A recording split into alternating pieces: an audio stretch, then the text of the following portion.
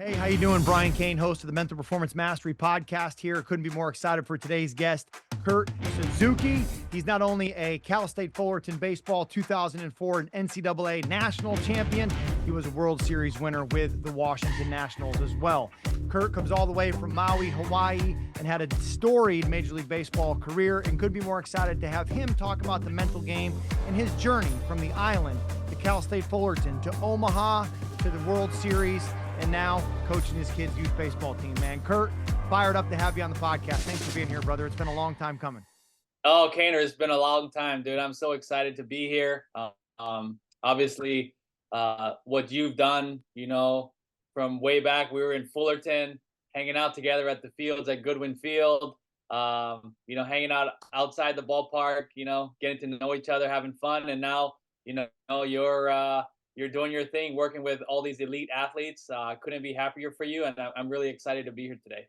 Man, well, I'm glad you're here, Kurt, because it's not every day that we get to have somebody who's been essentially on the same journey as I have. I mean, I went to Cal State Fullerton the fall of 2001, right? His first season was 2022. I think your freshman year, 2023 or 2003. I'm sorry, 2003. We go to the College World Series, beats LSU, beats Stanford, lose to Stanford, who then loses to Rice. And then in 2004, you guys go win the national championship, and you have one of the best seasons in college baseball. So, like, we both kind of got started in the mental game at Cal State Fullerton in the same fall. Obviously you went the path of taking what you learned to go have a storied major league career, and I took what I learned to try to go help guys have a storied major league career. So if I were to ask you, Zook, what is the mental game to you? Well, for me, the mental game in the game of baseball is the most important thing. Obviously, as we all know, baseball is built on failure, right? Failure, how you look at failure is probably what separates, the good players to the great players. It's do you take failure as not being successful, or do you take failure as I'm learning something new to get myself better? And I think with the game of baseball, you were always getting better. It's a very humbling game. You know how humbling it is. You could be 4 for 4, 3 days in a row, and then you go on an 0 for 20 skid. I mean, that's just how the game works. You never figure it out. And I always tell the kids when I'm talking to them, whether it's my son, whether it's these high school kids or college or major league kids that I'm talking to now, it's once you think you figured the game out, that's when you get humbled, and that's where I feel like you get into trouble. Is you're like, oh, I'm 4 for 4. I figured it out. I got this. And then next thing you know, 2 weeks later, you're in an 0 for 30 slump, and you're searching, you're grinding, and all these things. So I think the mental game in baseball is the most important part that elevates you from being a minor league 4A player to a major league baseball player with a long career. Yeah, and you made your major league debut in 2007 and had your last appearance in 2022, so almost a 15-year, if my math is right, 15-year career, and talk about kind of like your introduction to the mental game, though. You're at Cal State Fullerton, you come over from Maui, and you've got on that staff Chad Baum and Rick Vanderhook and Dave Serrano and George Horton, all very successful college coaches, and Ken Ravizza was a part of that staff in a way, right? And I think had you in a class, a mental skills class your freshman year. Like, what were some of the things that really maybe stuck out to you if you can rewind the clock back to your days at Fullerton, coming out of high school, right? And going, man, this is new. This is the mental game. Like, what were some of the things you remember from kind of early on in your career there at Fullerton? Yeah, obviously coming from Maui, essentially being unrecruited, throughout my high school, I didn't get drafted. I didn't get any scholarship offers, anywhere. Coming to Fullerton was more of, I guess, a shot in the dark, just hoping and praying that things work out. I remember having a conversation with Coach Serrano, and he even himself had mentioned to me, like, I don't want this to be a dead end. We're going to give you an opportunity. And I just told coach, I said, hey, I just want an opportunity to play. I said, if I get a fair shot like everybody else, I'm in. And he said, you will 100% get a fair shot. So I don't know how mentally strong I was by making that leap, but I feel like when I got to Fullerton and working with, Ken Ravizza, working with Vanderhook, Hortons, Bombs, Serranos, working with that staff, I think took me to another level that I guess you could say prepared me for what was going to happen in professional baseball. Mm. Getting there in 2001 in the fall, being a unrecruited walk on, just kind of hoping to fit in and just being on a team. Um, to ended up being drafted in the second round, All American, and things like that. I think what separated myself was having a guy to learn from, like a Ken Ravizza, him guiding me to, I guess, to accept failure as a positive thing. Where Mm. in high school everybody's good, right? Everybody's the best, and when you hit that Division 1 level, you become, I guess, just a normal person where you're playing at the top Division 1 level. Everybody's good. Everybody was recruited. Everybody had a full scholarship, and now you're on that playing field. And what's going to separate you? And I think having Kenny in the corner of, I guess, taking the monkey off your back, Mm.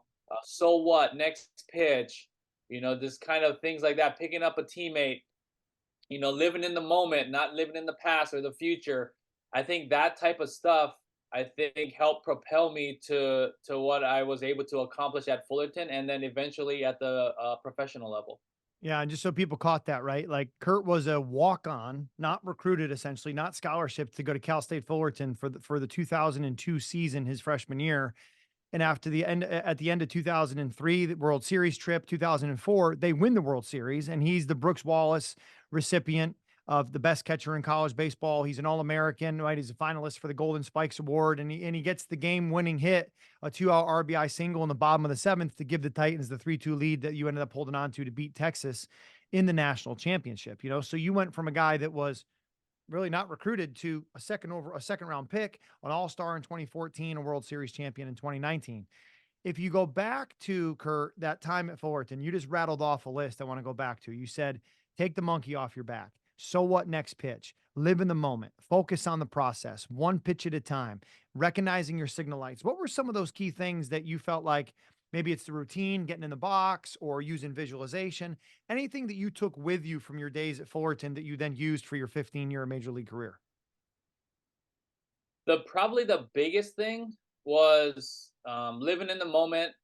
And well, I guess I could say not one biggest thing, but the things that I really used throughout my career was living in the moment and having a focal point Mm. and staying with the process. Those were kind of the main things I was where, I get talked to from guys who work with you, guys who worked with Kenny back in the day. They're like, man, you still look at your bat and take a deep breath, when you get into a tough spot. And I remember talking with, Ken when I was in college, and we're getting going, and things are kind of hitting a rough patch, and he was kind of mentioning to us, get your focal point, take a deep breath, whether it's the label on your bat. I remember in college I had 2 stripes of tape on my bat right under my barrel, and that was my focal point that I looked at. And when I got to pro ball, my focal point was, the label of my bat. That was my focal point, and I take a deep breath, clear my mind, step in the box. Nothing matters but that one pitch. And I think, um, knowing that now,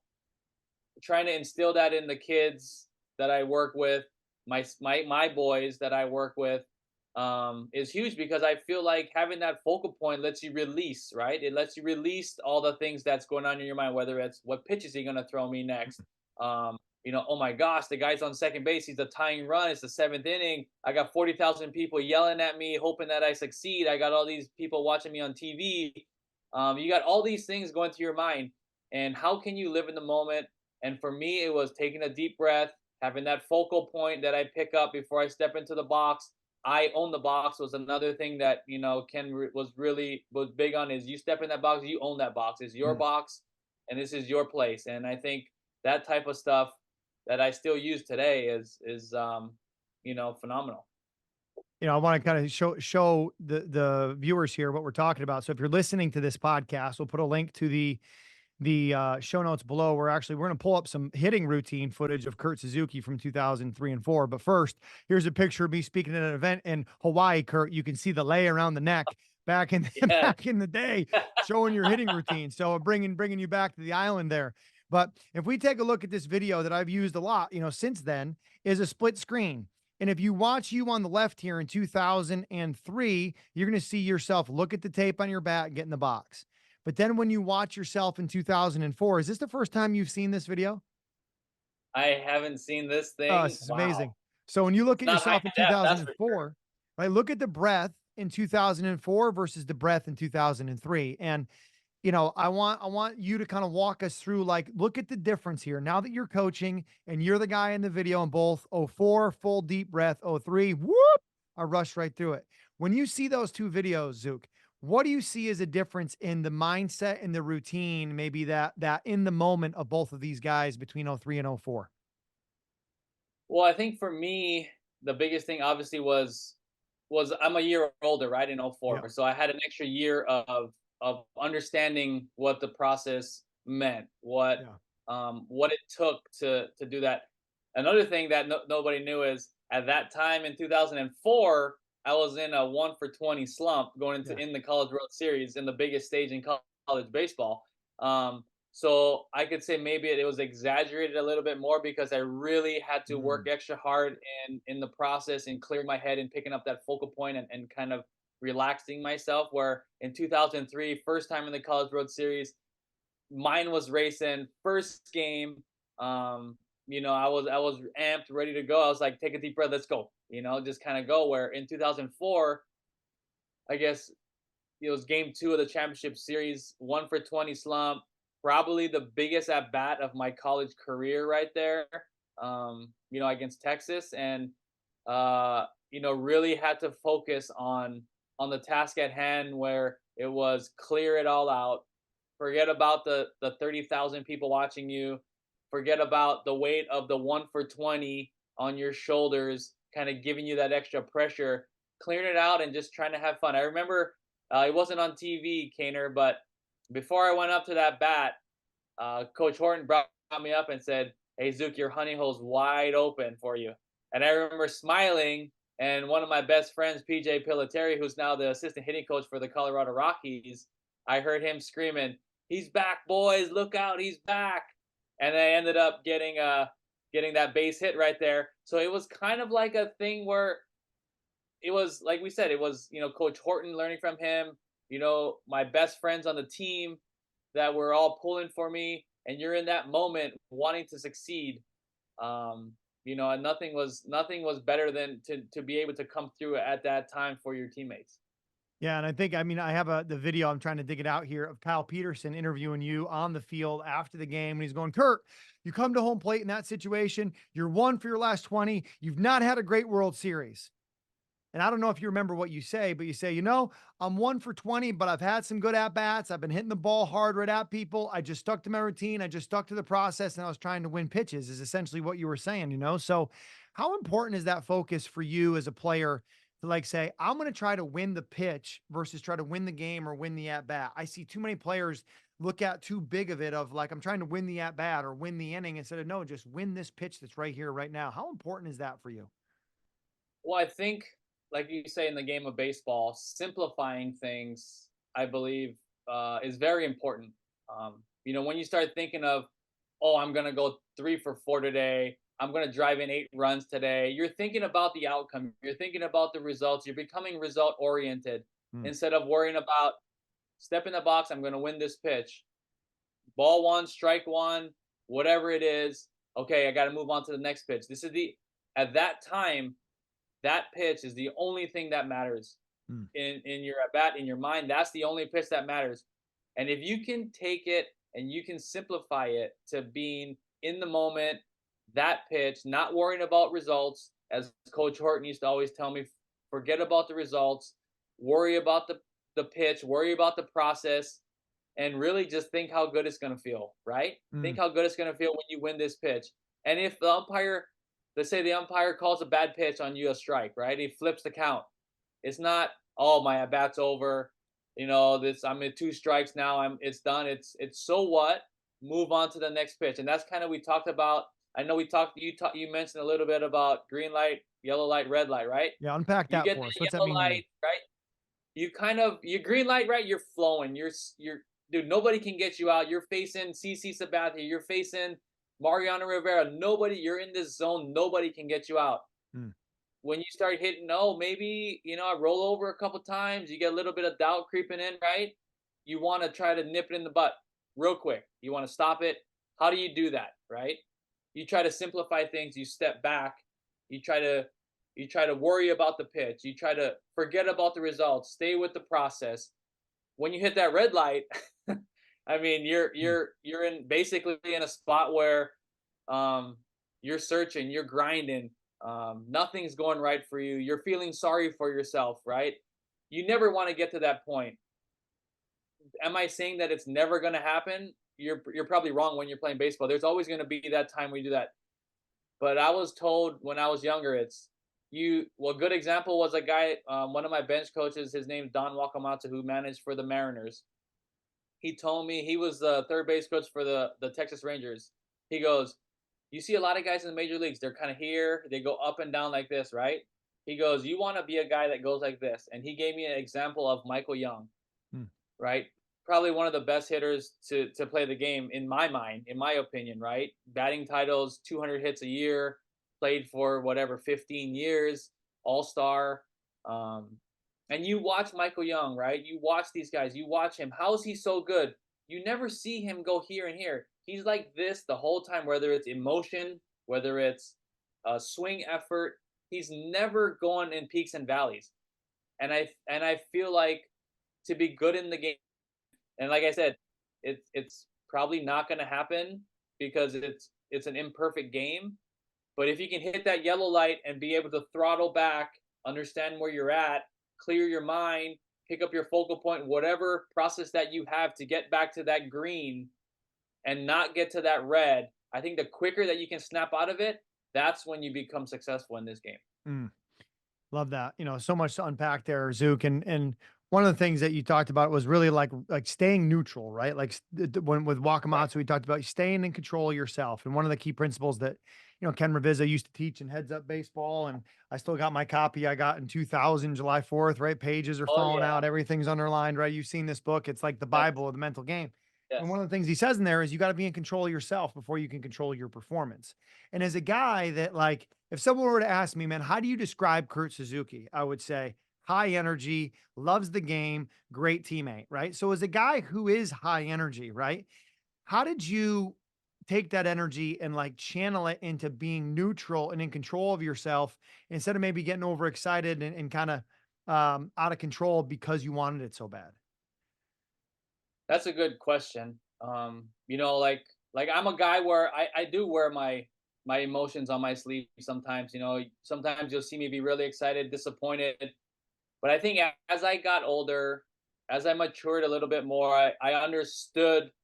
Actually, I understood what it takes to play a 162 game season. Mm. Knowing that you can't be here the whole time. You have to be able to be even keeled. You have to, I guess, channel your energy the right way, which was something that I was taught when I got to minor league baseball. Where in college baseball, you're playing 60 games. You only play on the weekends most of the time. You're go, go, go for the weekend, then you're done. You practice, right? Where in baseball, it's every single day when you get the pro ball. And and I feel like when I learned how to channel my energy into the right way, where if I got out, if I had an 0 for 4, I wasn't like down in the dumps. I was like, hey, I'll get them tomorrow.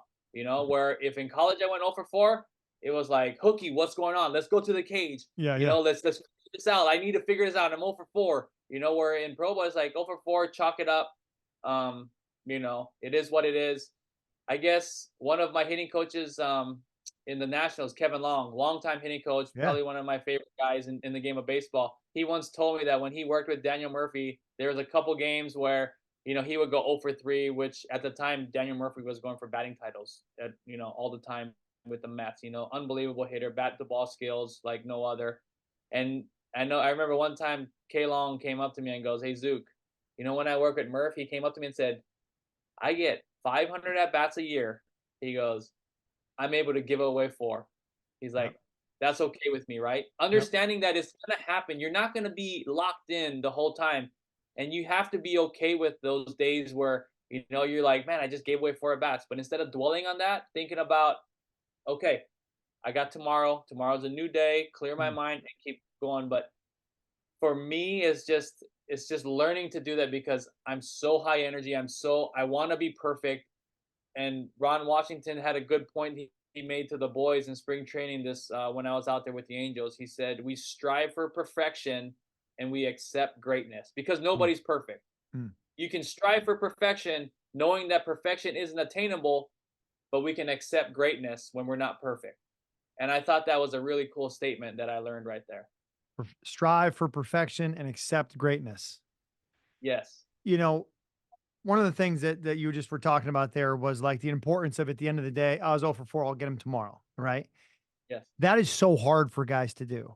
So talk about Zook, your post game routine, whether and whether maybe that changed, right? Did that change before kids, and then when you had kids, it was different, right? Because there's something else that you're thinking of, and like that post game routine for you. What did it look like for you to be able to turn off the player, turn on the regular person and the dad, and then the next day that pregame routine to like put yourself back into competitive mode and turn yourself into the baseball player? Did you have a process, whether it was a shower, changing the clothes, a journal, like anything that you did to help you kind of flip the switch on pregame and then flip it off postgame so you could separate?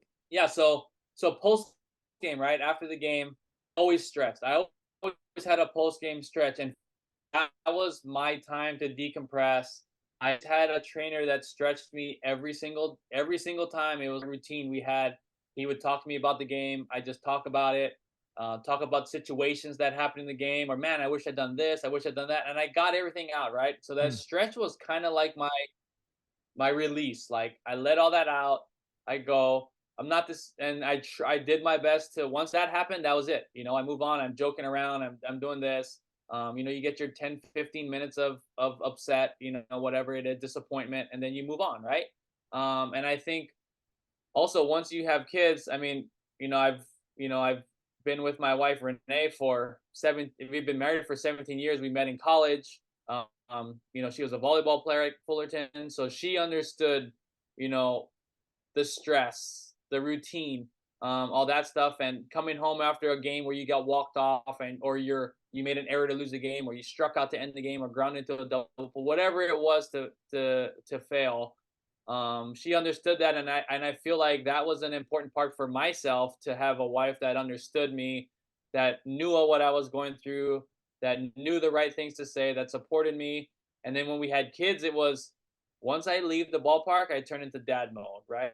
When I'm at the field, I'm Kurt Suzuki, the catcher, game planning, all this stuff. I'm locked in, getting ready to go. I'm straight baseball mode. When I'm away from the field, I'm a dad mode. And I feel like once I had kids, it's never easy, but it was easier to let go because you understand, not to say that baseball is not important, but you understand the important things in life, right? Your family, your faith, and then baseball comes into play, right? mm. And to be able to go home to a kid that at that time, well, now I think if my kids are like, "You're 0 for 4, Dad, what happened? You suck," things like that. Where back when they were 3 years old, 2, 3, 4 years old, you come home, they're laughing, they think you're Superman, they think you're the best player in the whole world, and I think that kind of puts things into perspective where I always say baseball, you have a small window, right? Baseball is going to be here and it's going to be gone in a blink of an eye.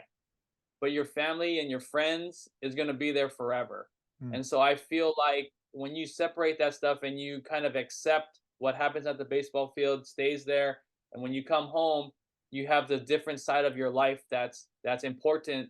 And I think that kind of makes things a little bit easier. Mm. Matt Carpenter was on here and talked about the same thing. He said, what I know now, I wish I knew earlier in my career was how important it is to turn it off at the end of the day, because when you turn it off at the end of the day, you have more to give when you turn it on the next day.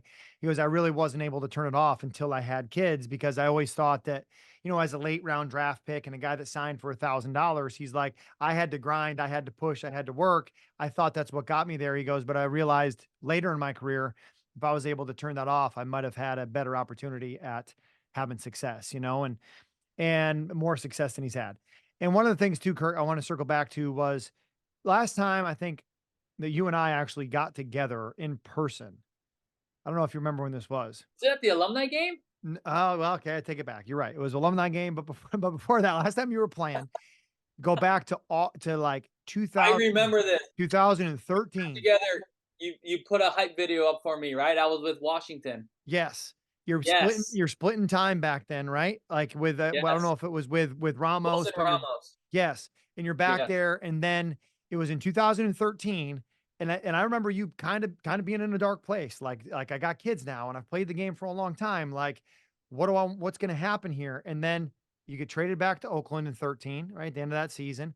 And then you sign with Minnesota and then you're a damn all-star.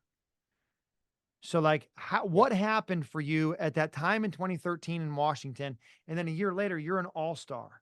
Like take us through that kind of roller coaster though, of what it's like to be a major leaguer and just how thin that margin for error is.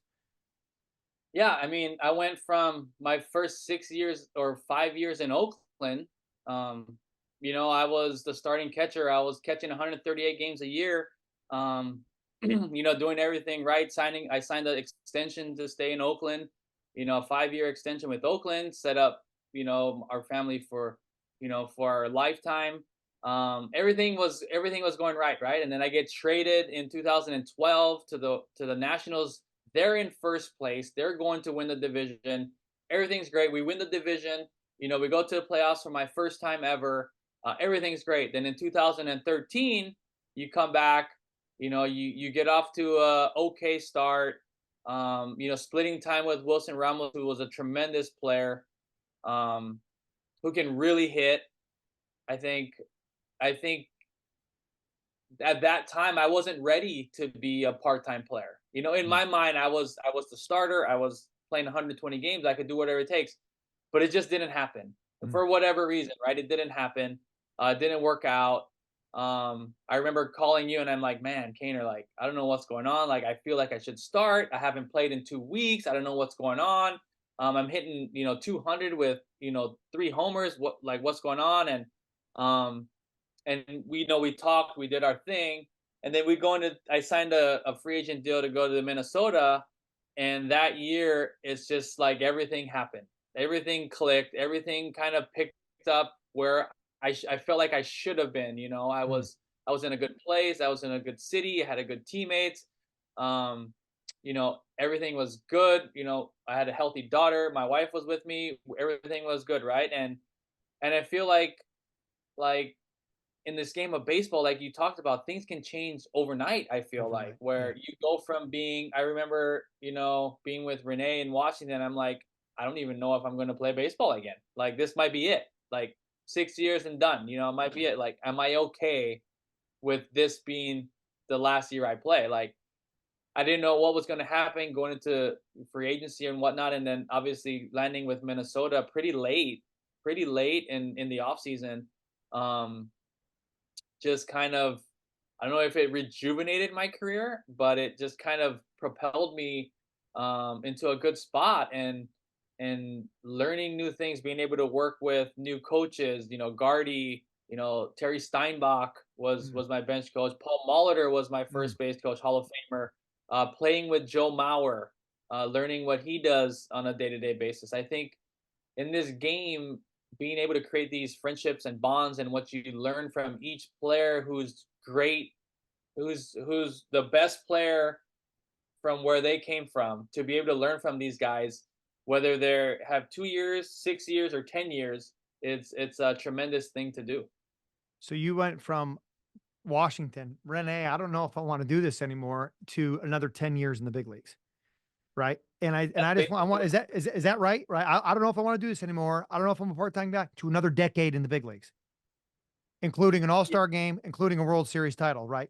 I just want to let that sink in for people for a second, because a lot of times I think they look at this and go, oh, Kurt had a 15-year plus major league career. Like everything had to be smooth sailing and easy. It ain't smooth sailing and easy. And for a lot of the pro players listening to this, like, you may be in that same place that Zook was in 2013 going, do I want to do this anymore? And you might go get a decade. Like, 100%. And Kaner, it didn't stop there. I went to Minnesota for that All Star. Next year, we almost make the playoffs. In 2016, I went and I was like, man, this might be it. Like, I remember my wife telling me going into that offseason before 2017, before I signed with Atlanta, after Minnesota, I was at 9 years and I don't know how many days. And I'm like, I'm okay with that, I guess. I can be okay with it. Everybody strives for that 10 years, right? yeah, yeah. And I was like, I'm okay with this. And I remember Renee telling me in the offseason, like, you cannot stop. You have to get that 10 years. You have to. And I remember it was January. We're driving back from Big Bear. I get a phone call from my agent saying, "Hey, the Braves called." And I'm like, "Okay, like Atlanta, like that's far. I don't know if I want to do this." And my agent's like, "What are you talking about? I don't know if I want to do this." And I was like, "Man, that's far with leaving my family. I don't know if Yeah, yeah, if I yeah. do it." Like, and Renee's like, "You're doing it." And I was Awesome. like, "All right, I'm doing it." And I ended up going in 2017. And honestly, from 2017, and I played what, 5 more years from then, won Yep. a World Series. I was playing year by year. I was like, this might be it. This is it, boys. Like, Yeah. I got 10 years. Like, this might be it. And then I played 5 more years, win a World Series, get to play in Anaheim in front of my friends and family.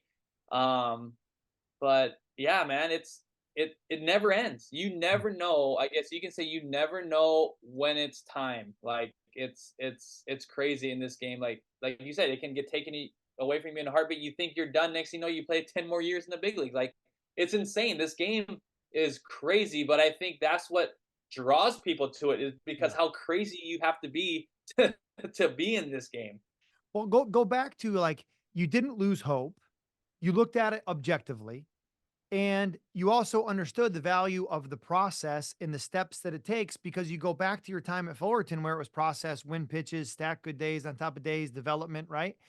How much of the impact that you had from those days with Ken Ravizza and your training at Fullerton that just became embedded in your DNA was helpful going through that skid in 2013 and all the way through the rest of your career?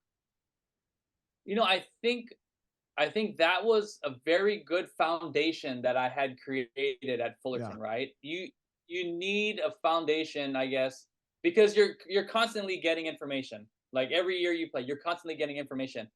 And I think having a strong foundation that I had at Fullerton, I think helped me with this process of, you know, is this it? Is this not it? Like, I don't know if this is it. Like having that doubt creep in your mind, that yellow light, that Mhm. little bit of doubt creep in your mind, and you telling yourself, no, this is not it. And having a support cast, right? Like my wife's like, no, this is you're not done. You're Yeah. still in there. You still can do it. You have to just having to prove yourself every single year. But Mm. that yellow light, you hit the yellow light, you're like, nope, stop. Like go back. What's going to get you to green? Forget about all the stuff that happened in the past. Is live in the present.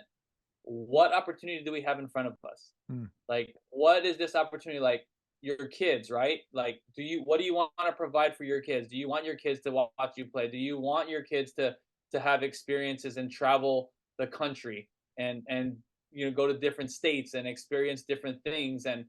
And I remember, Renee was saying like we were in DC for 2 years, and I think they saw everything in DC. And Mm. like, what a gift to give your kids being in DC, going to the museums, going to the monuments, going to the memorials, going to all Mm. these things that they got to going to the White House, all these things they got to experience. Like that's what this game provides. And I feel like once you can take the emotion of the results of the I gotta do this, I gotta do that. Once you can take all of that and put it to the side and say, let's go and jump in and say let's stay with the process and let's just stay in the present, not stay I gotta do this, I gotta be this way, I gotta be that way. Just stay in the present, live your life in the present, and see what happens and see Mm. where the wind takes you. I guess it's just kind of the way we started looking at things. And shoot, 5 years later, World Series later, like unbelievable.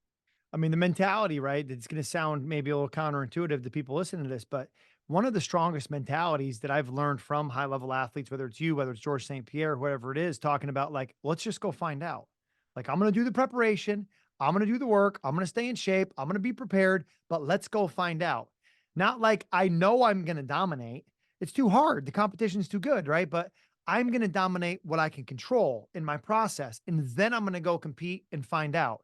And I think that's a very process based, not a lot of result focus mindset that's going to help deliver results. So, like, talk about the controllables, Kurt. How important is it for you during your career as a baseball player to just control what you can control and let go of the stuff you can't?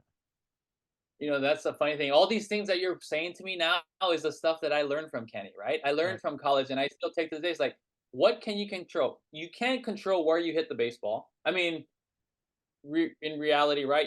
You're up there facing 100 miles an hour. You're not going to say, I'm going to hit this ball to first base. Sometimes you can do it and you can say, I'm going to do it, and you do it, right? Which is Yep. very rare. But you can't control the outcome of putting a good swing on a ball and hitting it somewhere, right? You line out at people. You can't control when a pitcher yanks a fastball that's supposed to be in and goes by you. You can't control a ball that you do everything perfect in this game and you still fail. Mm. That's how messed up this game is, right? You can't control all that things. You can't control the results. You do like I remember in this spring training. I know I'm going back to this spring training again, but I learned a lot of things. Talking to Wash is you can't control the outcomes of the game. You can do in this game you can do things right. Like let's say you do things right 7 out of the 10 times that you go up to bat, right? You do your perfect swing, you swing at the perfect pitch, you work the perfect count, but you're only successful 2 times. Are you considered a failure, or are you considered I did everything right and it just didn't work out, right? How can you create your mentality to think that way where you're 2 for 10 and you line out 5 times where you could easily have been 7 for 10? Mm. But that's not how this game works. You can't control that. Mm. So instead of looking at it as I'm failing those 5 times where you do everything right, you're not failing. You're doing everything right. You just have to stay with the process and keep going. And then the next 10 at bats, you might hit 4 dinkers and hit 3 bullets, and then you're 7 for 10, and you're like, oh man, I'm locked in. But you're like, wait, I hit 4 dinkers. But then Yep. and you can't worry about the results, right? All you can worry about, like you said, is what you can control. Mm. And you can control yourself, you can control your mind. And that's to me the most important thing is not trying to control the outcomes of the game, but Mm. control how you react to them, right? How are you going to react to lining out to the third baseman with the tying run at third base? Like how are you going to react to doing everything right to block a pitch and it kicks off a little bit and the guy kind of advances to second base? How are you going to react? Are you going to get down on yourself and dwell on the past? Or are you going to move on to the next pitch and say, so what? Throw that pitch again. I'm going to block it this time. Yeah. I Like, love that. how can you control that? Like, can you control your mind that way? And I think that's what separates you. Where, as a catcher, I can relate to this because you call a curveball, Max Scherzer's throwing or Steven Strasburg curveball, right? Nasty. He throws it in the dirt. It's spinning so hard, it kicks off you a little bit. You go and you don't get the guy out at third base. But that runner at home is trying to score that guy. Are you afraid to call that nasty pitch again? Mm. And as a catcher, you can't have that fear because that fear of failure is not gonna help anybody. Mm. Where in my mind I say, I wanna call this pitch again because that's the right pitch, and I'm gonna call it and I'm gonna block it, and I'm calling that curve and I'm pointing to the dirt like throw it again. Don't hang it and give up a hit because you're afraid that I'm not gonna block it. Curveball, throw it in the dirt, I'm gonna block it. Mm. And that's the mentality that you need to have to play at that elite level, because if you're afraid of failure, you'll never succeed because you're playing against the best. What's going to Yeah. separate you from playing against the best players? Because they're all talented as you are. The guys here are mentally strong, where the guys here, they're afraid of failure. They're afraid of being embarrassed. They Mm. feel like failure is an embarrassment, where it's not. You're playing at the best players in the world. How can you separate that? How can you be stronger mentally? And that to me is everything about baseball. I love it. There's so much of what you're talking about too, I think relates back to just the position you played too of being a catcher.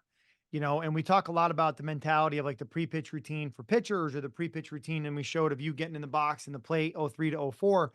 Talk about the mentality that, like you just kind of alluded to, behind the plate as a catcher, where you call the curveball, you block it, the guy takes a free 90 feet, and then you have the confidence to call it again.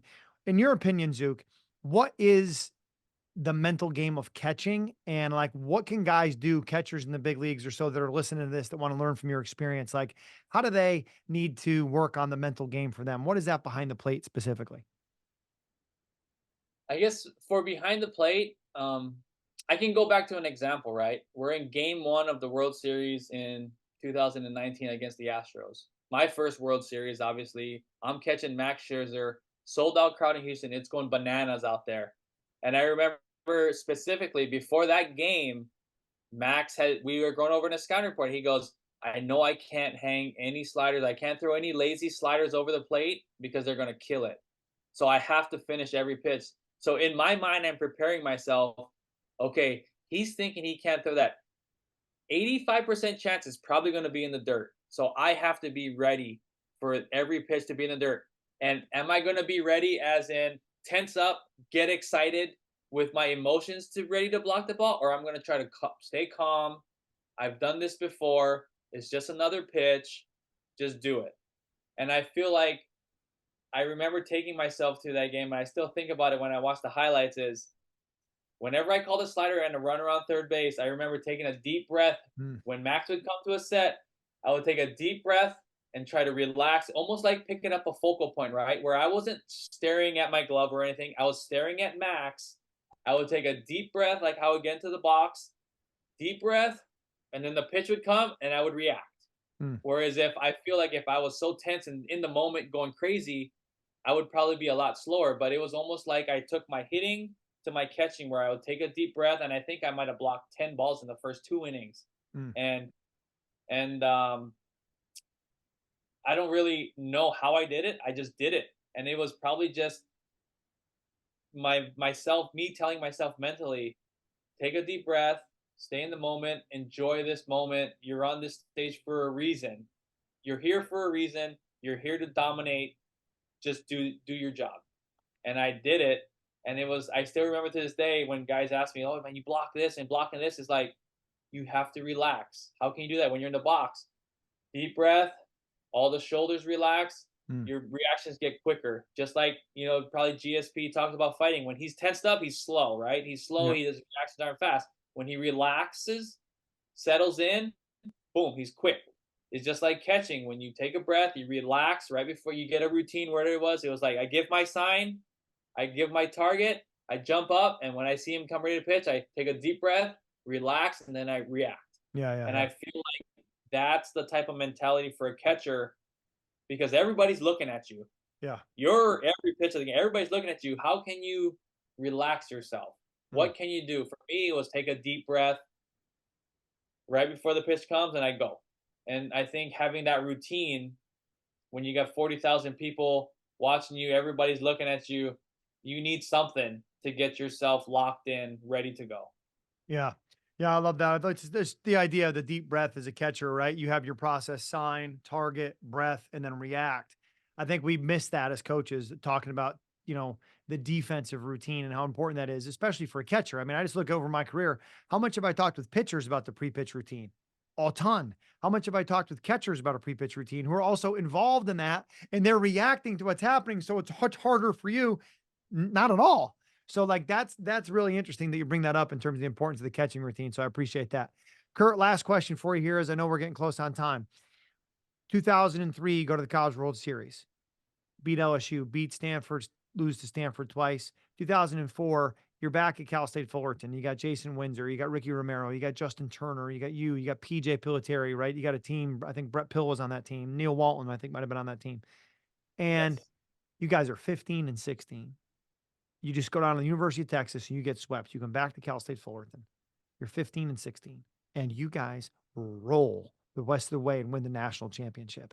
So what would you talk to right now? You got college baseball players listening to this as the season's underway, and they want to know, what's it take to win a national championship from a teammate and a culture standpoint? What would you talk about that 2014? Well, I feel like we talked about it a little bit earlier, right? Learning from your failures. What happened early in the year, right? I feel like we were still coming together as a team. Every year is different. We're still coming together as a team. I remember in Austin, we get smoked. Like, Texas just boat raced us. I remember Coach Horton talked about this a little bit, saying to one of the Texas coaches, and we all overheard it. We were talking about it like, oh yeah, we'll see you on TV watching you guys on the World Series in June. And we all took that to heart. Like, and I remember Coach Horton bringing this up to us, and he still talks about it to this day. I saw him last year at one of my son's games. He came out to watch, and we talk about that time and what changed, right?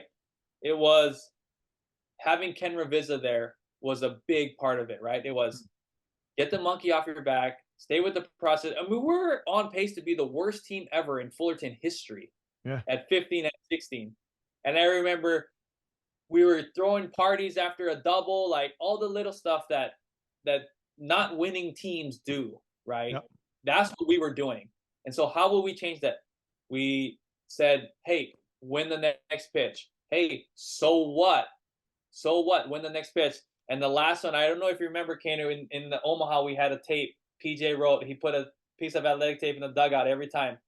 And I don't know if you remember what it says, but I remember to this day. I remember. Do you know what it says?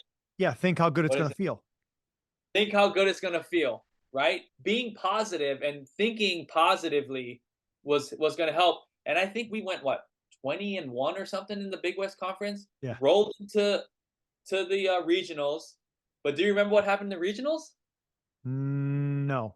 We get walked off against Pepperdine, the second game of the regionals. Ryan Schreppels on the mound gave up a 3-run bomb to get walked off. We had to come back and play Arizona State with Dustin Pedroia, Travis Buck, Jeff Larish in the nightcap to win that game to advance to the next day. And I remember this. We win that game 5-0. Mike Martinez pitched the game, shutout, 5-0. We come to the park the next day against Pepperdine and have to beat them twice.